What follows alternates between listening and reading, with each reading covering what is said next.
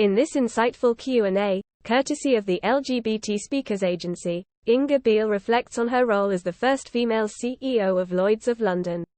From the value of diversity and inclusion to the importance of seeking mental health support, she explores the many ways that workplaces can create a more accepting and inclusive culture. What has been your experience of diversity and inclusion? I've worked for nearly 40 years in the insurance sector, and I started as the Lloyd's of London CEO in 2014. I realized that even though the Lloyd's market had been fantastically successful and had been around for over 3 centuries, if it wanted to be around for another 3 centuries, we needed to think a bit differently.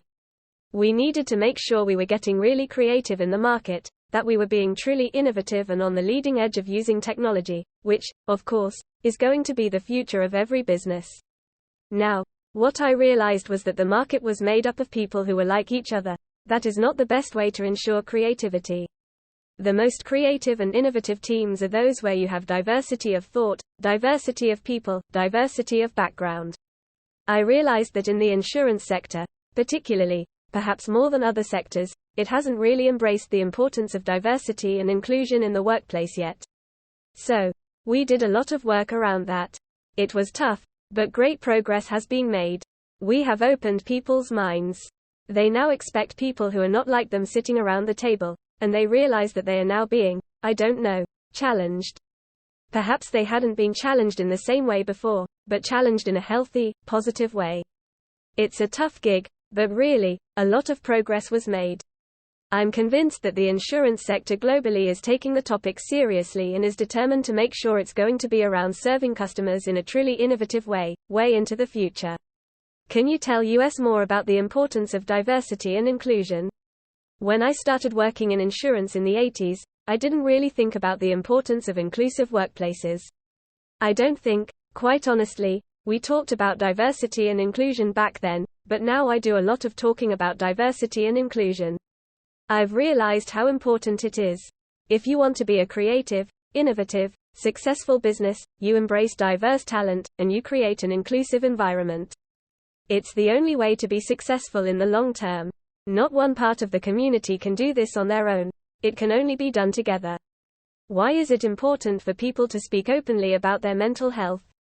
So, one of the best things we did in the insurance sector a few years ago was find people who would speak openly about their mental health issues.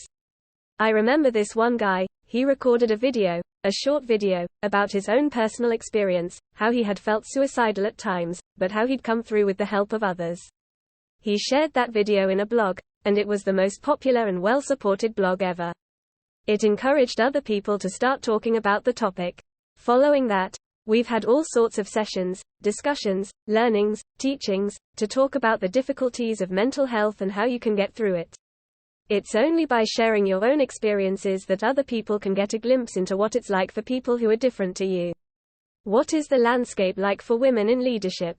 I think there's been a huge change for women in senior positions, particularly in the city.